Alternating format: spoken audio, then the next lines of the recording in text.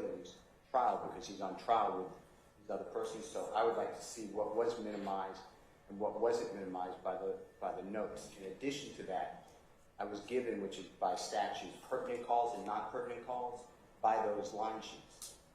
So if the state doesn't have it, I understand it, but I would like to then just be told, how do I go, you know, like when you told me in a different motion, I have to go talk to investigative Viverito. That's fine. So I'd like to go talk to these people. Yeah, is the witnesses who sat on the wiretap going to be part of the foundation at all, Ms. Love or Ms. No, not at all. Then I would be objecting at trial for that. I don't know how you get it in without those people. They're the ones listening. Well, I believe that the proper time for that, Your Honor, would be, the proper time to object to that would be at trial when the witness is tendered or the evidence is tendered. At this point, I'm not certain why or what reason we would be addressing what may or what will happen at trial at this juncture before the evidence is tendered. They have the evidence that we intend to tender at trial. How the state tenders or how through whom the state gets that evidence in is something that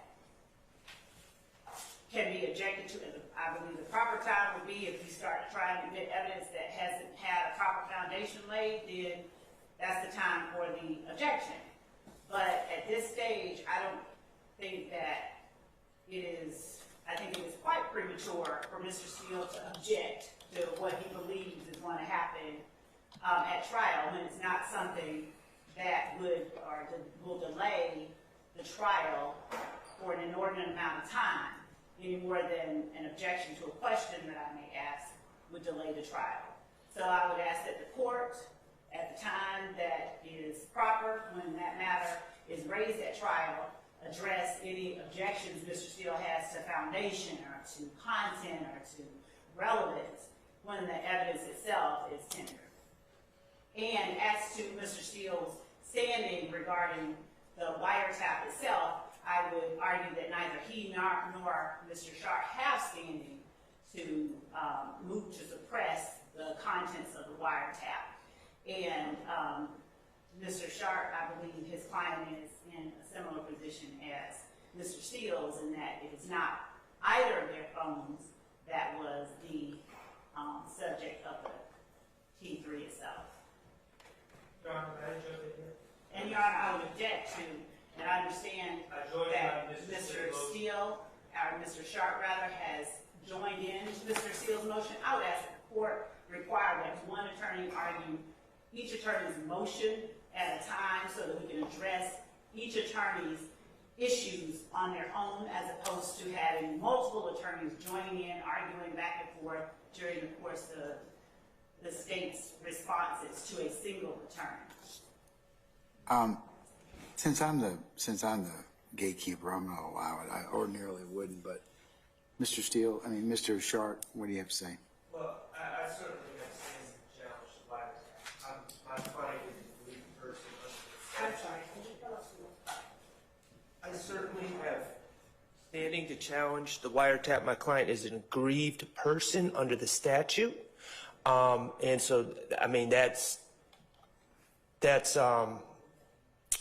pretty settled. Regarding the line sheets that Mr. Steele is speaking of, one of the grounds that I have raised in my motion regarding the wiretap is the minimization. I don't know how the state plans on putting off the actions of the monitors until trial. Obviously, they have the right to argue a motion however they choose, but if there are line sheets that do exist, we need to get those to the defense prior to this motion to suppress being heard. That's my stance. Well, it looks like under 24-901 that, there's going to be some authentication issues that would probably have to be done to begin with. So that's what I asked the state about in terms of for the foundation. If it's going to be part of the foundation and Like, for example, you wouldn't need necessarily somebody to kind of go through the technology of a wiretap, okay? But you would need somebody to at least kind of, if you're going to get in any of the other things about the voice of speaking and everything else, that's separate, of course. But the other stuff is just whether or not, you know, the warrant was, or wiretap was procured correctly. I mean, I don't know what it says. It was filed today, so I'll, of course, kind of take a look at it later. But I could see that there might be some foundation issues in regards to speakers and the identification of those. So that's just something that you all need to kind of think about. But the other thing is, at the end of the day, those particular written summations, again, I'm going to charge a jury, at least I think I will, on the predicate of whenever you have like sound recordings and you have transcriptions. Of course, the sound takes precedent over the writing because we tell them whatever they hear. So at the end of the day, what's really the relevance of that? I'm not using it for the jury like a recording versus the transcript. And the recording's the evidence, transcript is just an aid. That's not what. And what are you using it for? In this motion that you will, I believe, Your Honor, is going to schedule on the wiretap, which, you know, I'm clearly interested in, has a minimization requirement. So what is being minimized? What's being listened to? What has a minimization requirement? The wiretap itself? Of course. Yes. You have to have, and it's set out in the rules. You can't listen to everything. If I'm speaking with Mr. Williams. What rules are you talking about? Is there a particular statute that covers it? Yes. A federal statute? Yes. State statute? What is that? Both of them. Let me just can I step back? I'll give you. Yeah, you can.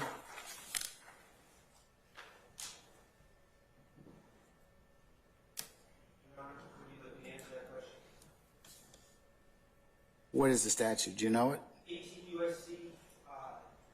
2510, 2520. I believe the specific statute is 2514. What's our statute? 25 what? Our statute is 161164. 161164? Yes, sir. But it incorporates the federal statute.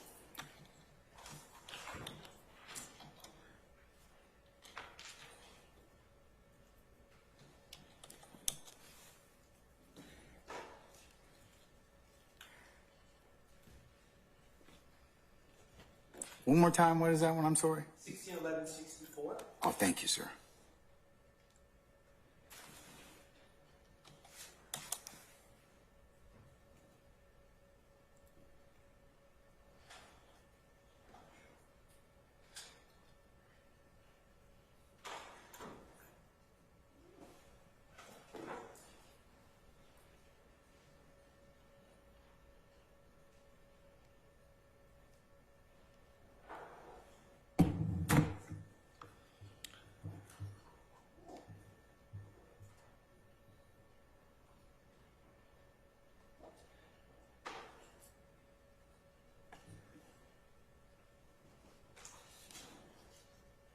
And, Your Honor, as I said, I believe it's going to reference the federal statute, which is 18 USC chapter 119. right, and it's 2518.5.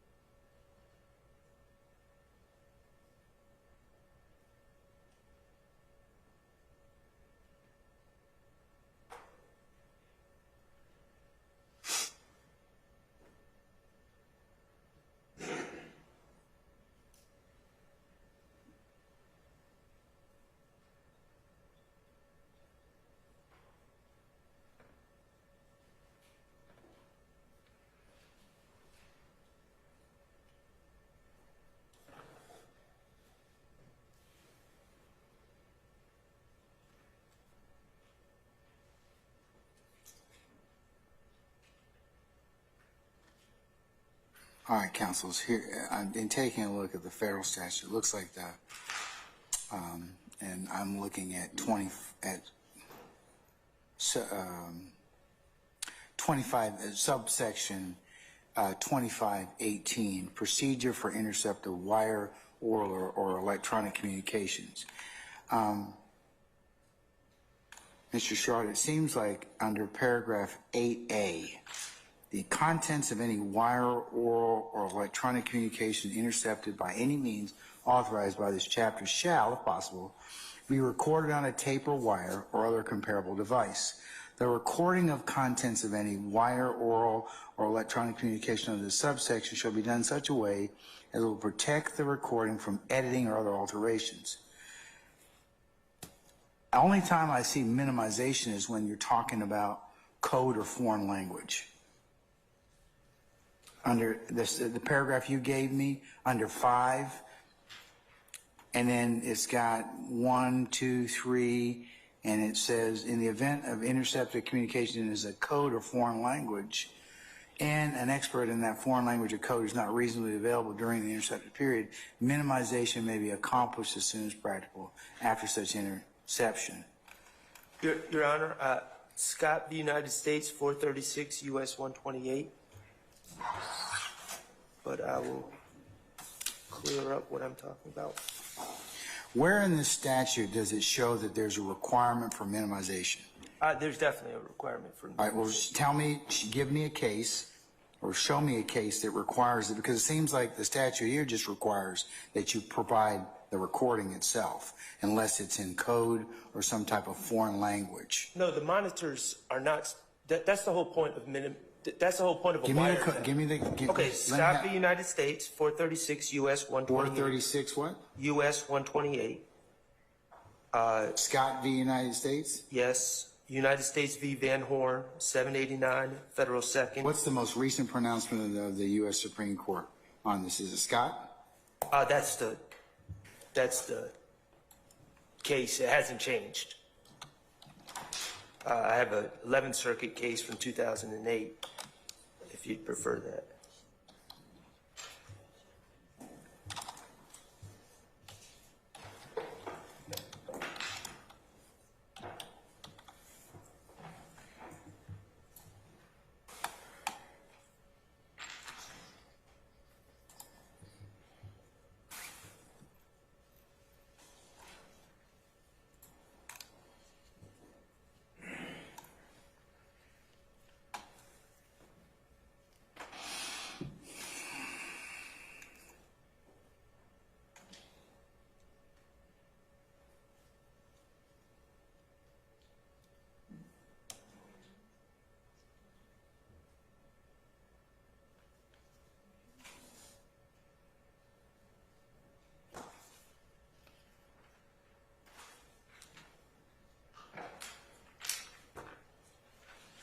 Okay, but it looks like, looking at Scott, which seems to be the seminal case decided back in May of 1978, seems to indicate that the district court didn't apply the right standard.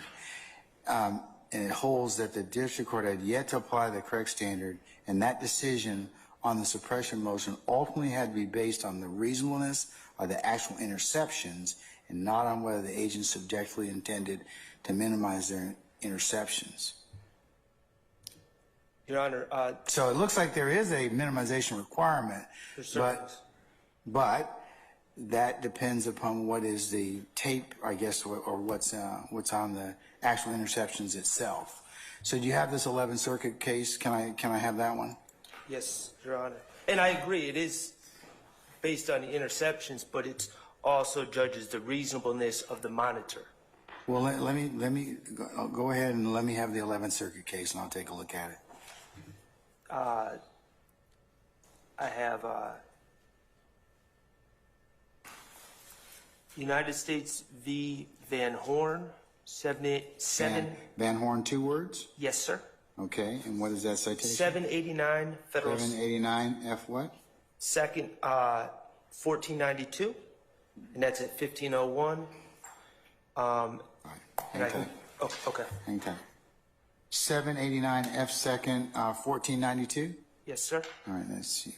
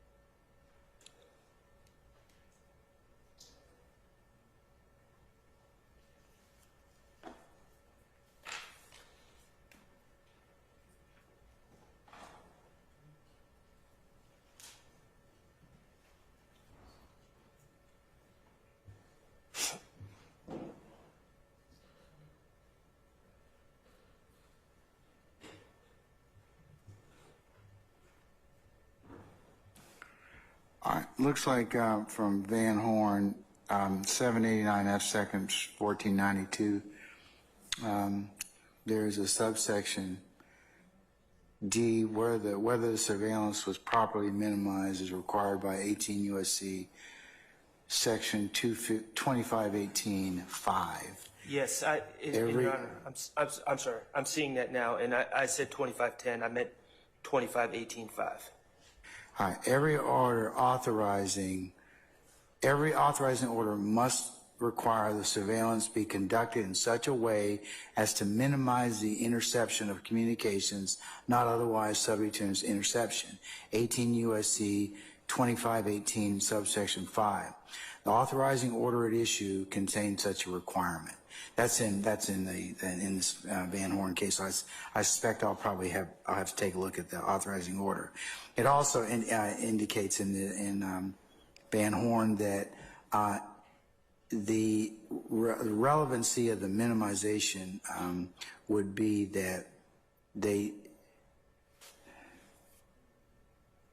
and the court had to look at in this particular case is whether or not the appellants in Van Horn claimed that the agents didn't minimize, and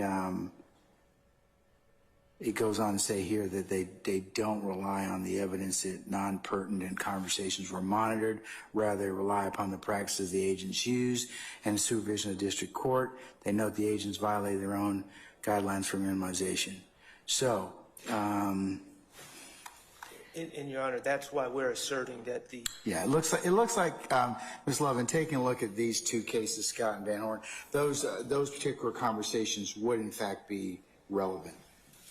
So, Yeah, when the court says those particular the conversations. minimization, the warrant requirements or the authorization from the federal court or from a superior court, as well as the minimizations and a protocol. It would seem like that's what this requires. So, Your Honor, my intent was to argue the challenge on minimization requirements at the time that we argued Mr. Stilwell's motion to suppress, but I can address that with the court's permission to a limited extent now. Yeah, I mean, I think you're going to have to give them the minimization. Okay, I mean, I think it's relevant for the purposes of the motion. Actually, Your Honor, what I have before the court is U.S. versus Jenkins, 219, U.S. District, Lexus 789097. 11th Is 11th Circuit? Your Honor, it is, yes, the 11th Circuit. Okay, what is it? I'm sorry. So, 219, U.S. That's a district court opinion that's never been settled. Southern District of Georgia. I'm sorry, Southern District of Georgia, Your Honor. That's only persuasive. Do you have anything It on is. the 11th Circuit? Your Honor, or the Supreme Court of Georgia? So I have the Northern District of Georgia, Your Honor, as Okay. well as the Southern District of Georgia, but at U.S. versus DeGaule, D-E-G-A-U-L-E, 797 F sup 2D at 1332, Spell De Gaulle again for me, please, madam. D-E-G-A-U-L-E. Yes, go ahead. Yes. I'm going to ask for it again as well. D-E-G-U-L-E, is that right? A-U-L-E, Your Honor. A-U-L-E. Okay, all right. And what is that citation? 797 F sup SUPP 2D 1332.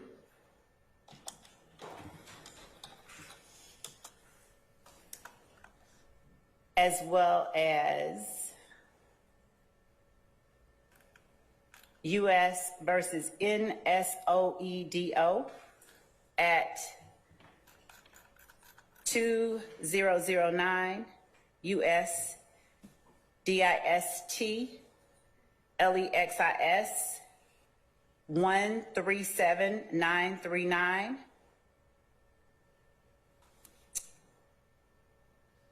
And these cases, all along with the one from the Southern District, all stand for the proposition that this particular defendant, Mr. Stilwell, neither Mr. Stilwell nor Mr. Williams have standing to challenge the wiretap on minimization grounds.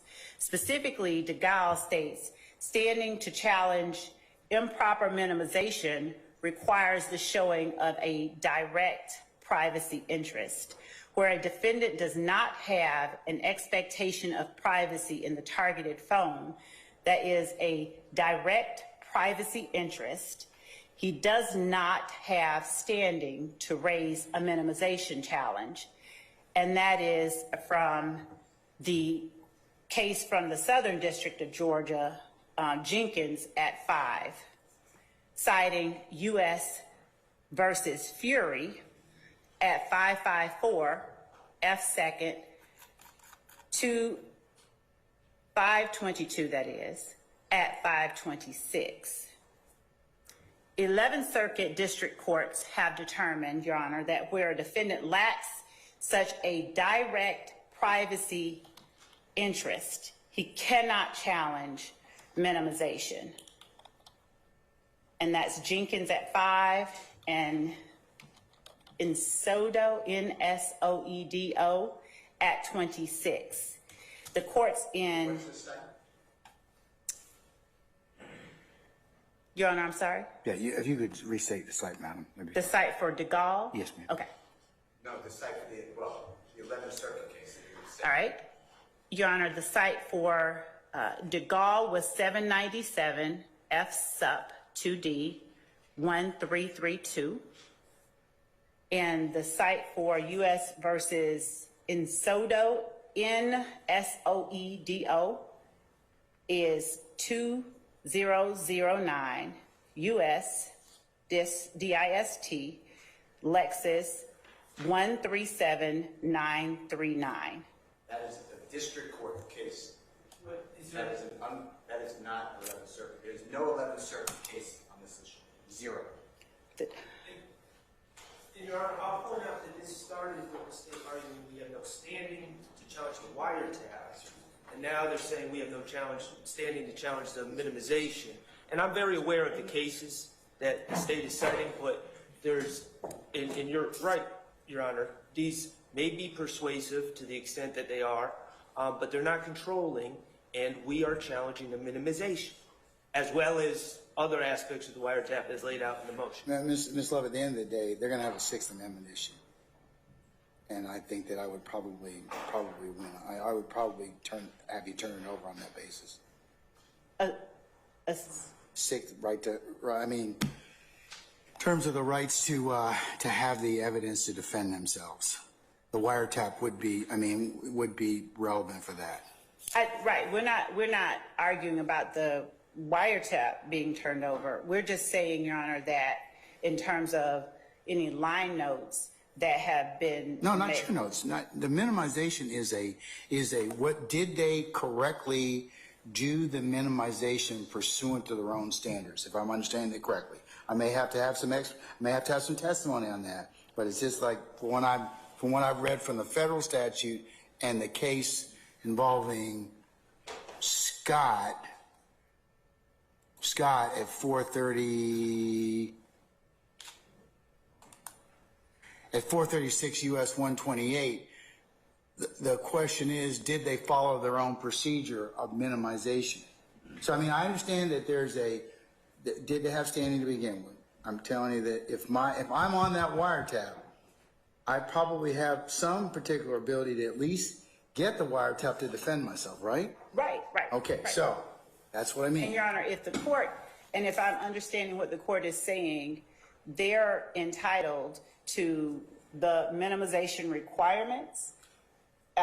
If I'm hearing correctly, you're saying that the defendants are entitled to know how the minimization took place, how it was supposed to take place, and whether or not that minimization actually occurred. But as to specific line notes, which is what the entire motion for discovery today dealt with, and which is what we are arguing, that they are not entitled under any portion of any authority they've presented to the court today. And I thought that was the point that we were arguing, is that they're asking the state to provide them with something that they're not entitled to. I understand what the state's argument is. I think that the minimization, even though Scott mentions this as well, is that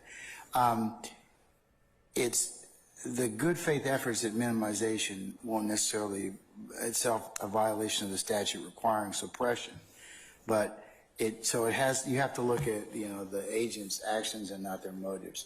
But it appears that that's something the court has to consider. But again, at the end of the day, I don't know what the defense is necessarily asking for. You asking for you to suppress the particular statements or not. I haven't heard anything on that. I just think that the minimization, the raw minimization, without your notes, without your line notes, would be proper for you to turn over. The raw. Yeah, the raw. Because that's what they're saying. They're saying, did they capture what they should have captured? Did they follow the rules? Mm-hmm. Did they capture most of what they needed to capture? And and I guess it's going to be weight versus a weight issue, because now I have to decide, or they'll be able to present or at least kind of challenge that particular issue. Your particular, the law enforcement or whatever, your individual notes or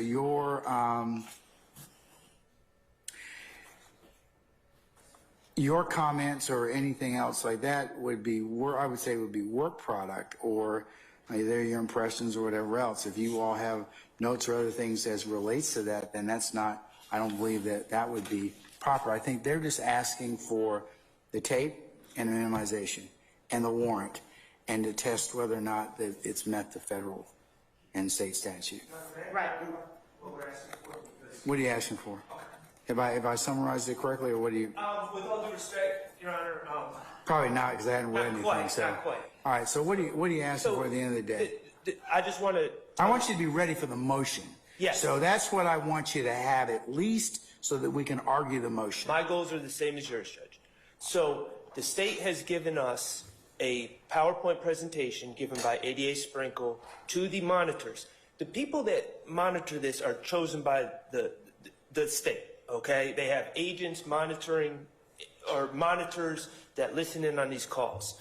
ADA Sprinkle gave a memo and a PowerPoint presentation. We have that, okay? But ultimately, minimization is carried out by the individual monitors, whoever is listening in on that phone at that time. And we have to judge their actions when we're addressing minimization. And their line notes that they're taking contemporaneously while listening to these calls are relevant to whether they have particularly or properly minimized individual calls. We are not asking for Ms. Love, Ms. Hilton, or anyone else's work product that they have, notes that they have made while listening to wiretaps. We are asking for the line notes written by the monitors in real time when they were making the decisions whether to minimize this call or not. And that is very relevant to judging the reasonableness and unreasonableness of their decisions to minimize individual calls. And that's what the minimization requirement comes down to, reasonableness. Okay, and it doesn't make it not admissible otherwise. It goes, I think it then goes to weight? No, it's very inadmissible. If you determine that the calls on this wiretap were improperly minimized, then the fruits of the wiretap are suppressed under the statute, federal and state. Okay, so state understand what they're asking for at this point in time? Judge, of course, Okay. I think I'm hearing what they're asking, and I would again argue, and I understand the court's earlier instruction and commentary regarding Sixth Amendment rights that they have, but they absolutely do not have any right to move to suppress the wiretap of someone else's phone. And that is the crux of what I hear Mr. Sharp arguing to the court. He wants line notes to see and ensure whether or not. All right, there may be differing interests under the wiretap, okay? If I'm on the wiretap and I'm the subject of the wiretap, I probably have standing, right? If your voice is captured on the wiretap, Yes. if they want to argue as to specific calls, but as to the wiretap. Yes, ma'am. Yes, ma'am. I understand that totally. Yes. So it's going to be dependent upon who's on that particular tape and for what reason. So, I mean, I think there's probably some foundation that is laid in that respect, but I would think that the wiretap, in order to have standing, it depends on who your subject was, your target, whatever, who was captured on the wire. But I need to probably hear more about that. I'm sorry, I still agree with what the state just said, because they're saying we don't have standing to challenge the minimization. Ms. Love, with all due respect, my colleague is not on the Supreme Court of Georgia, and she's not on the 11th Circuit. And no one from the Supreme Court of Georgia or the 11th Circuit has ever said that Mr. Stillwell does not have standing to challenge the minimization. She's simply saying it is so. I understand that. I'll have to make that decision. But, And Your Honor, regarding the line notes, so what we have turned over to defense counsel are calls detail reports. These are this is the report that contains the classification of the calls as pertinent and non-pertinent. What they are asking for is something, again, that is not that is not a part of anything that the state has that we have not turned over. I would ask the court to look at, to observe what we have turned over and what it is that they are asking for in beyond what this is, beyond this line sheet. With the court's permission, I can show what has been served, and I would ask that the court inquire from counsels for the defendants, whomever it is that's arguing it. I think you showed me that last time, did you? I didn't. I don't think it was. It may have been shown. I think you showed me what this. I didn't hear anything, but you said there's a tape, and then this is what. Then there's a bubble or whatever, or a little thing that shows this particular call and what's typed in the particular field. Right. That is in essence what it is. It has a start time, a date, a stop time, a date, a duration, and incoming versus outcoming. It has the associate number, whether or not it was redirected, pre-digits, post-digits, and it has a classification as pertinent or non-pertinent. And I'm sorry, Your Honor. I apologize. Ms. Levin helps you. The judge is right. I admit it as an exhibit. The Honorable Court did see this. Yeah.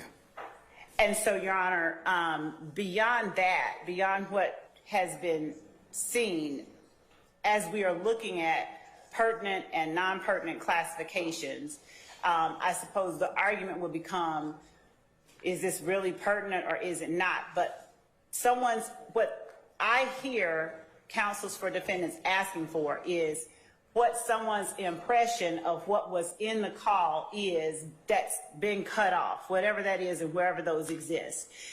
Well, stop right there. I think what they're asking, they're asking before we even get to that, they're asking for the predicate of, okay, what were you, as Scott seems to indicate, what was the,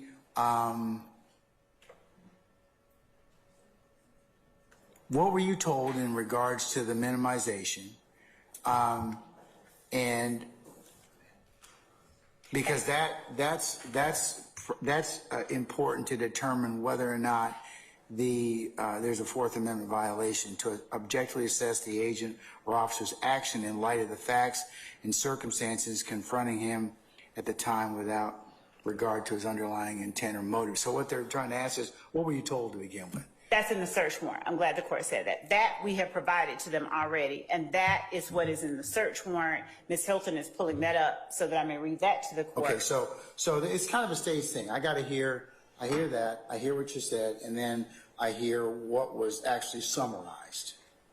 And I determine whether or not it was actually reasonable. Was the minimization effort reasonable? I haven't taken a look at the exact words of the statute or the case law seems to indicate, but it would seem to me that that's what they're, in discerning the minimization claim, I have to analyze, that's part of what I have to analyze. Your Honor, again, we have given them what we have. I have made an inquiry that has not yet been responded to regarding their ability to go into the wiretap room. I do not have the ability to I don't have any line notes, any information, any thoughts, anything of any monitors beyond what has been turned over to the defendants.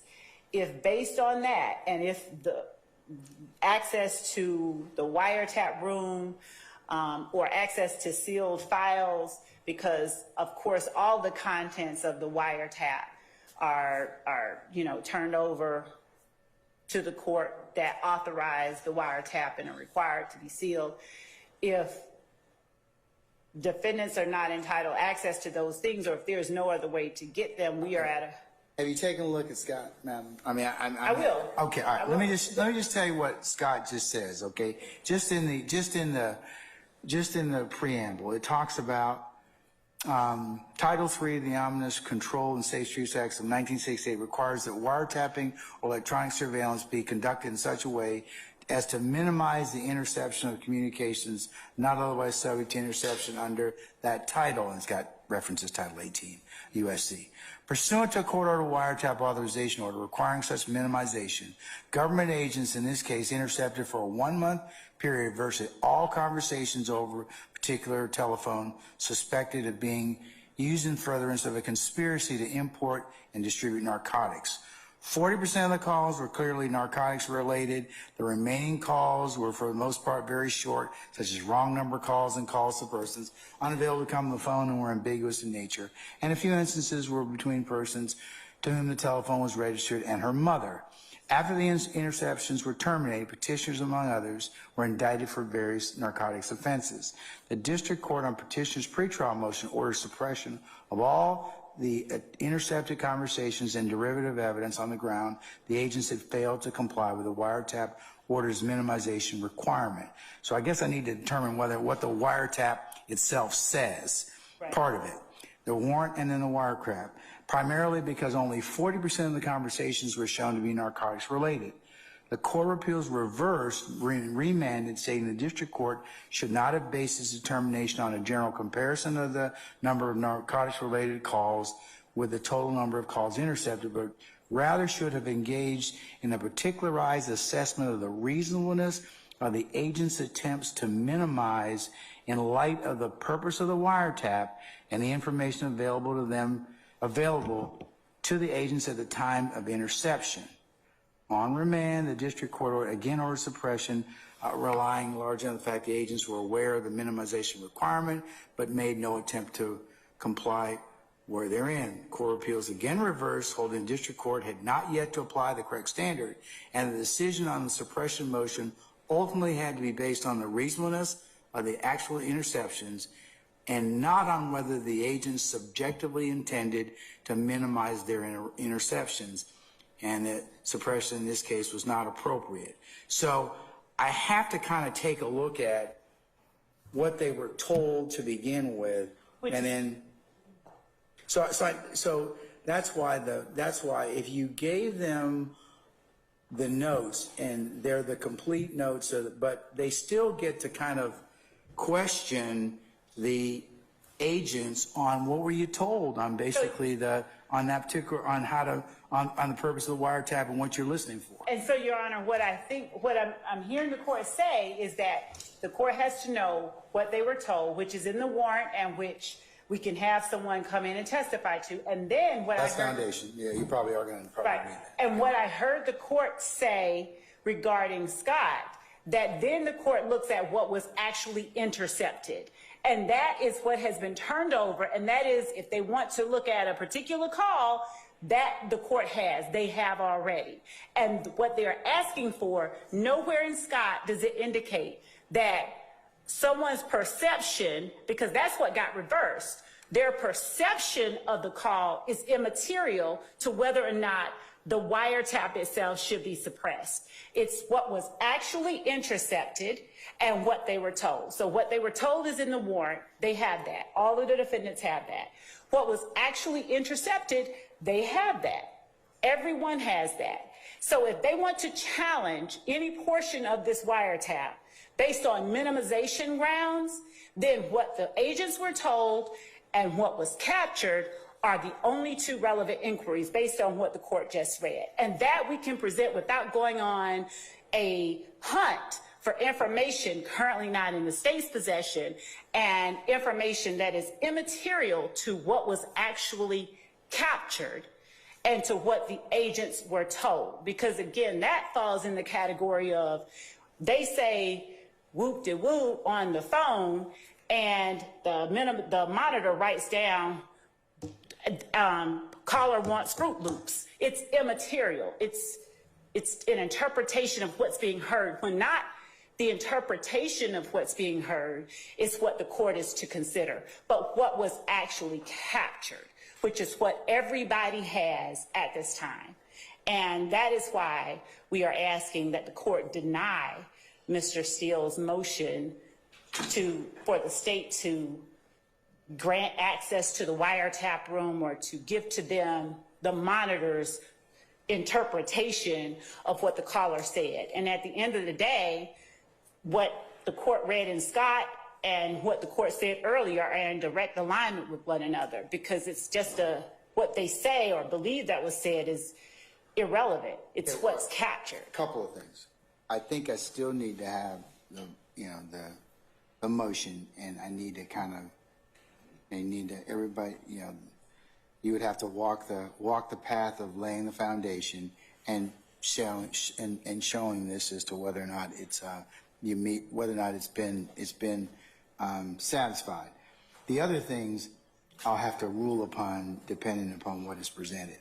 Yes, but I do believe if you have turned over all of the the calls and or the text boxes, I think that's sufficient in the circumstances. Now, whoever did in fact give the particular, but Mr. Shart and those who may have standing, who may be the subject of the wiretaps or who are on the wiretaps, then they would be able to at least challenge pursuant to the minimization requirement, and that's what I got to decide, whether or not that's been met. So I got a little bit more work to do.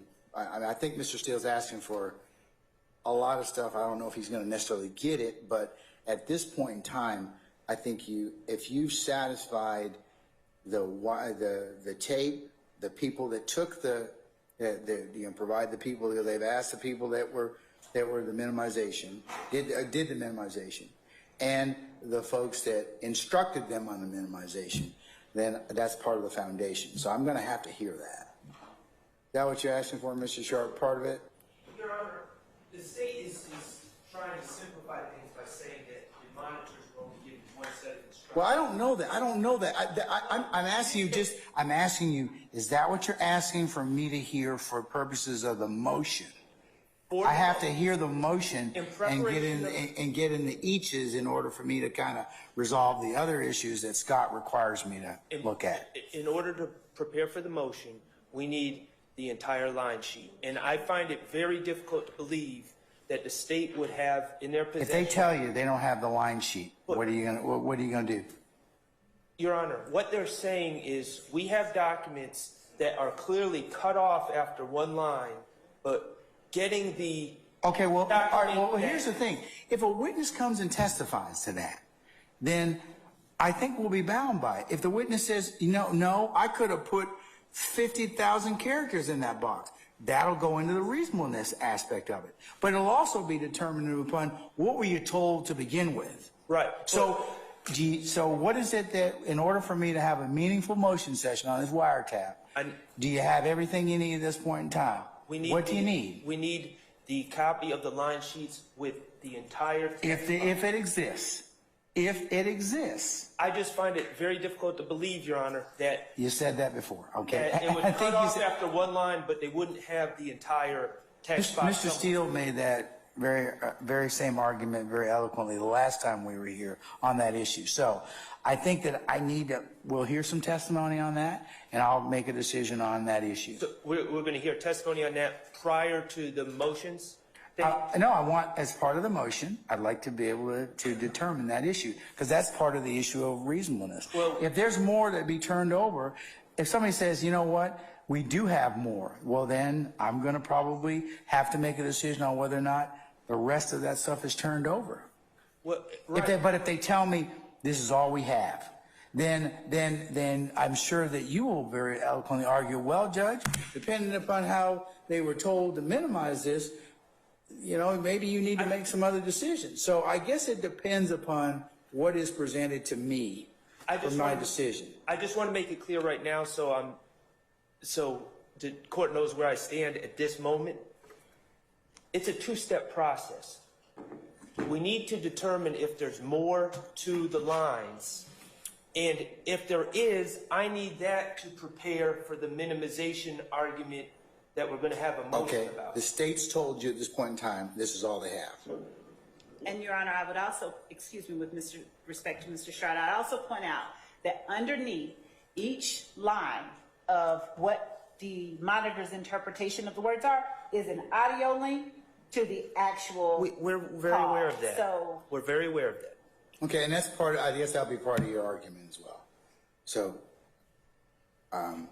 but I need to, what the state's telling you, and I think you and Mr. Steele both share this concern, is that there is no, they're telling you there's no other written material that exists in the text box. You seem to indicate, and so did Mr. Steele the last time we were here, that there is probably more. If there's more, then I will put a pin in this in order that the rest of it be produced before we proceed. If there's not more, this is a one-of-one wiretap. It might be. I mean, but then again, you file this motion, and then that goes back to the original issue that you raised, is the reasonableness of the minimization. So it depends upon what the state presents and what you examine that particular witness as to whether or not the minimization was reasonable, right? I mean, I got to decide that issue. I agree that you ultimately have to decide that issue, Exactly. amongst others. Amongst others. So let me just kind of say, we'll set a date for that particular motion, and we can take it and see where it leads us at that point. And I can tell you that if there's more that should be produced or is available to be produced, I will stop the hearing at that point in time, order that particular information be produced, if it's, and then you can continue or reparticularize your motion. Okay. Thank you. All right. Mr. Chada Jimenez, go ahead and rejoin the table then, sir. Good morning, Jimenez. Good afternoon. Good afternoon, yes. Your Honor, could we take a brief break? You know, it was so good while you weren't here. Okay. Yes, sir, we may. 10 minutes, okay, sir? Yes. Okay, all right, we're in recess for 10 minutes. And I may have to leave if I get a text. Okay, are you finished with your case? We are the jury panel. Okay, all right, thank you, sir.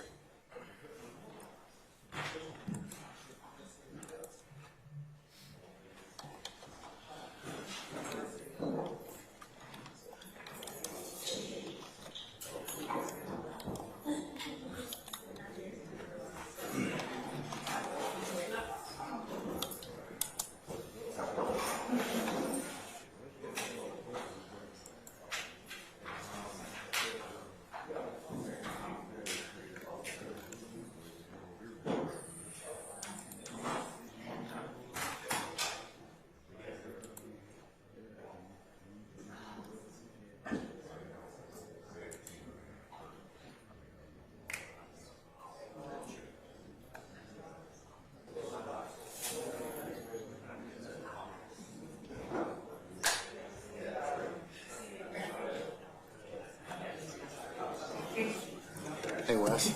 All right. Wes.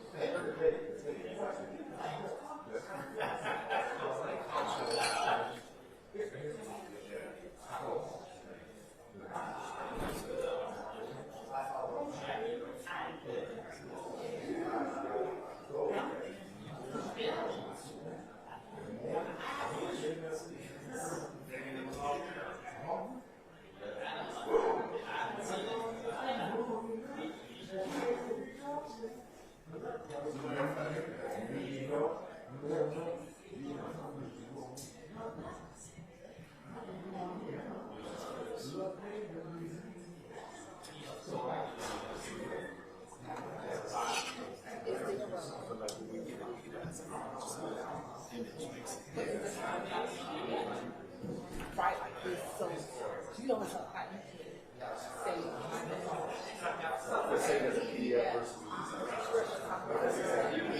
versus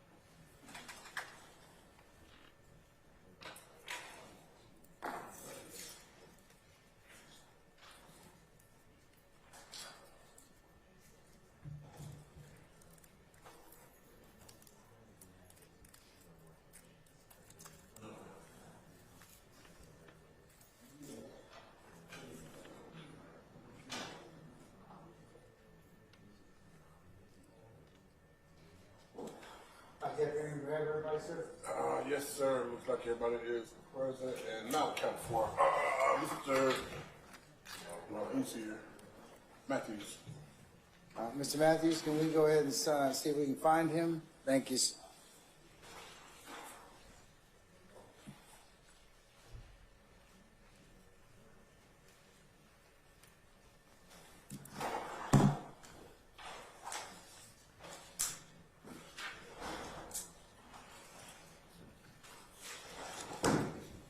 Everybody present, count for. Thank you, sir.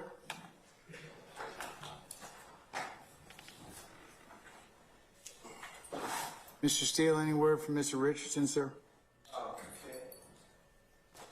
No, sir. He did not text back. He will, I mean, he's very responsive. He might, I have no idea what he's doing. All right, sir.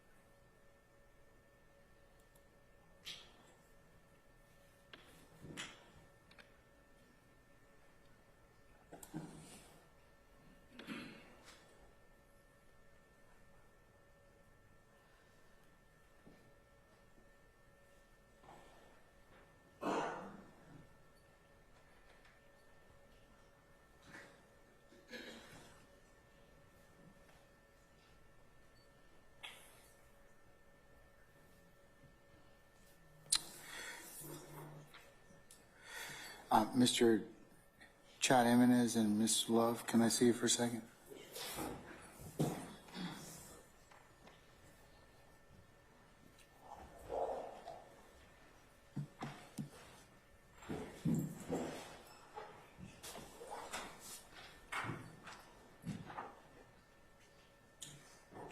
Assuming you get a verdict on this case today or tomorrow,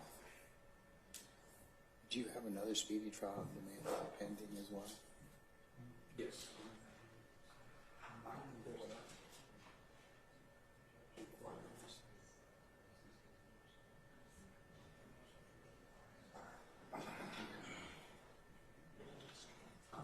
But you won't know until you get a verdict. Okay, I just want to make sure. I'm going to find. I'm just trying to plan accordingly. So, yeah, but since it's been filed, my concern is that the Jans want to try it like now. Yeah. So and I'm okay with that because that will satisfy then the two demands you filed. Is that correct? Okay. I mean, I'm just trying to plan. That's all. Okay. All right. Then what I'll just do is I'll wait till tomorrow morning or to make some other decisions on what we do. In 40 minutes. Okay. All right. Whatever that means. Okay. All right. Just keep me posted. All right. Thank you.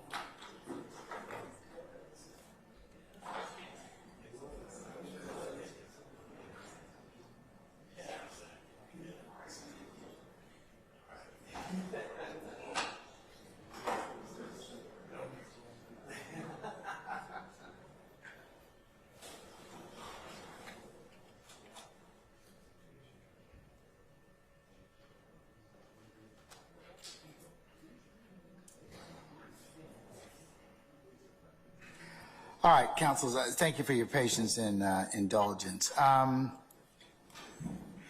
Just taking a few minutes to kind of figure out what our schedule will be for the next couple of probably week and a half or thereabouts. In terms of the matter we were just dealing with, in terms of the wiretap,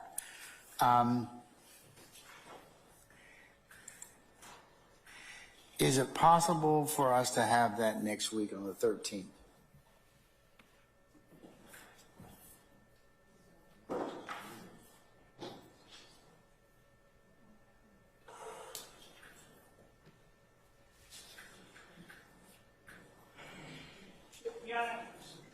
Ma'am? Yeah, yes. Your Honor, Sir. the particularization for the wiretap motion, we had originally requested in our preliminary response, I think 10 or 15 days to respond. We would like that amount of time to respond to the particularized motion, if that's, if the court is in agreement with that. And it was just about, as Your Honor knows, that particularized motion was just filed today, and the state. Oh, it's filed today? Yes, that's Okay. correct. And we would like 15 days to respond to that, so that would kind of prohibit. How about hearing 10? that. So I'm required to give you 10. We'll take it. All right, okay.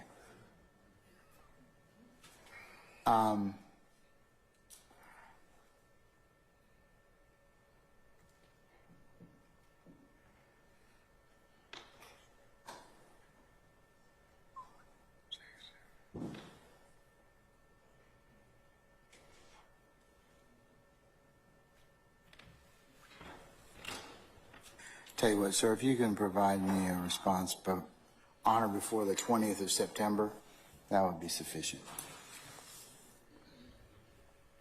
Thank you, Judge. That's, All right. that's it.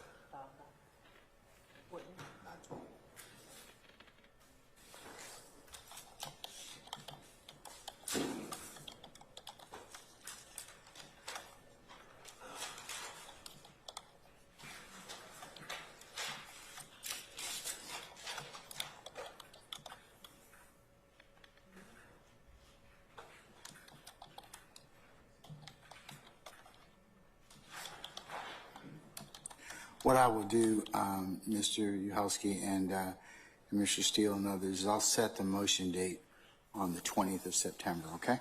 I'll set it on that date. I'll tell you what date. Okay? I won't have it that day, but I'll set it that date on the 20th. Mr. Shard, did you hear me? I did. Okay, just want to make sure. Okay, all right. Okay.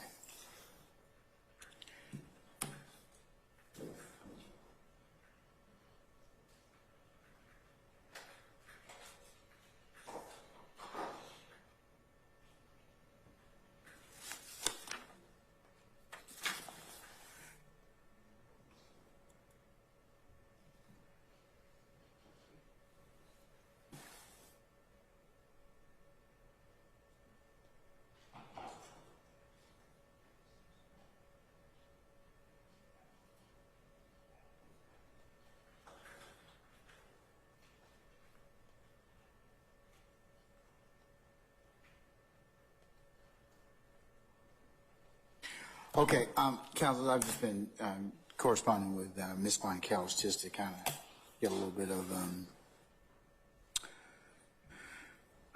direction for the next couple of days. What I'd like to do tomorrow is, counsels, is to convene at 2 o'clock, and we'll take up either some jurors to be examined, depending on Mr.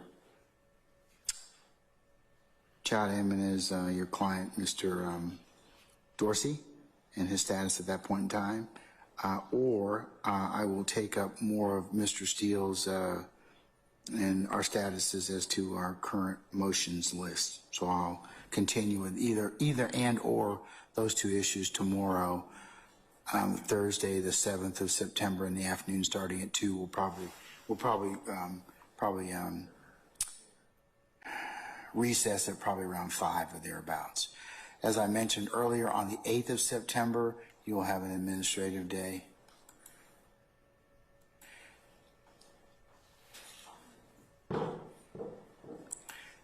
Mr. Jimenez, or Jimenez, I should say, Chad Jimenez, if you'll remind me tomorrow, I will contact the judge you emailed me about. I just need a little bit of prompting, okay? All right. Judge, excuse me. Yes, Mr. Adams. If we end up doing some jurors tomorrow afternoon, do you have any idea at this point what numbers you think you might call? I just kind of reached out to Ms. Von Kels to see if I could find out. So if she reaches me before we're complete, I'll let you know.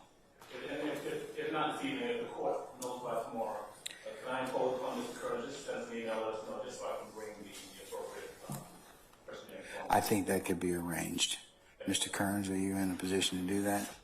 Yes, sir. Okay, all right. Okay, that takes us through the end of the week. Consistent with our earlier conversations, councils, on the 11th of September, Monday, starting at 1, going to 5, will be Mr. Williams' motion to suppress 1 with witnesses, and I'll take up any other status updates at that point in time, see if we can clip down some more of those. And then on the 12th, Tuesday, we will continue motion to suppress number 1 from 1 to 5 o'clock on that Tuesday, the 12th of September. It is highly likely that on the 13th we will reconvene juror examinations, but that's much dependent upon what goes on with one of your colleagues, Mr. Chad Jimenez and Mr. Dorsey. So more to follow on that. Mr. Adams, consistent with your just request, 3 or 4 jurors number 269, 277, 279, and 300. Again, 269, 277, 279, and 300 are the anticipated jurors for tomorrow. Of course, that's subject to their availability as well as their coming in. So, all right. And Your Honor, as to that list, I believe we may have already done 300 on August 17th or 18th, Your Honor.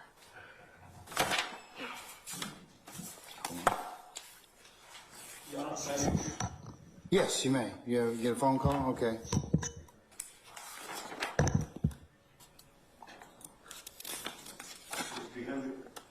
I'm checking right now. Yeah, 300 was excused on 8/18 for hardship. Is that correct? Yes. All right, let me text to Amy as well. That's what we had, Your Honor.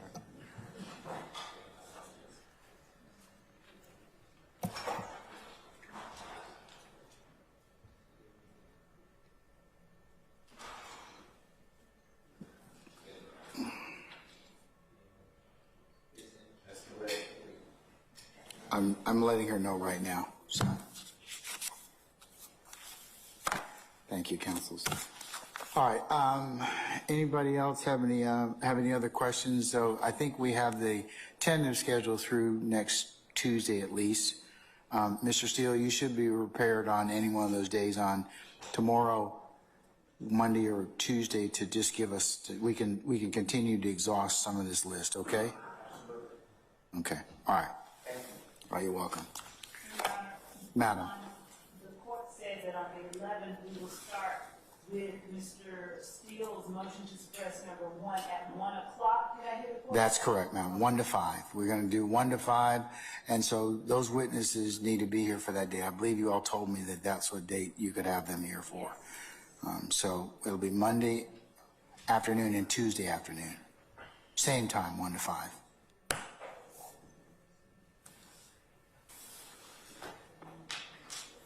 Okay, any other inquiry, ministerial of me? Okay, all right, I haven't received anything else. I'm just gonna stand fast just for a second and see if Ms. Von Kels updates me, and then I'll recess you all, but just give me a minute.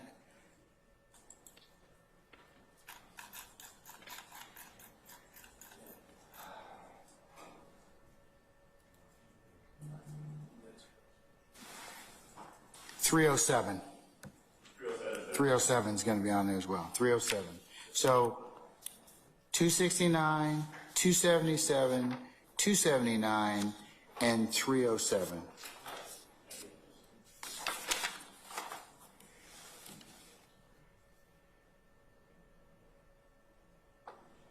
All right. Unless there's any further inquiry of me, we'll see you all tomorrow, okay? All right, thank you.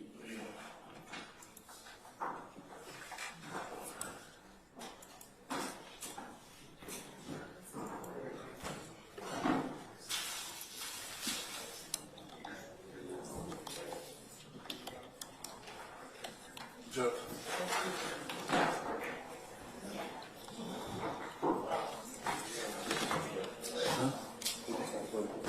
Yeah, okay. All right. Do you need to go? No. Okay, all right. Yeah, I saw Mr. Chada Emmons right now. Yeah.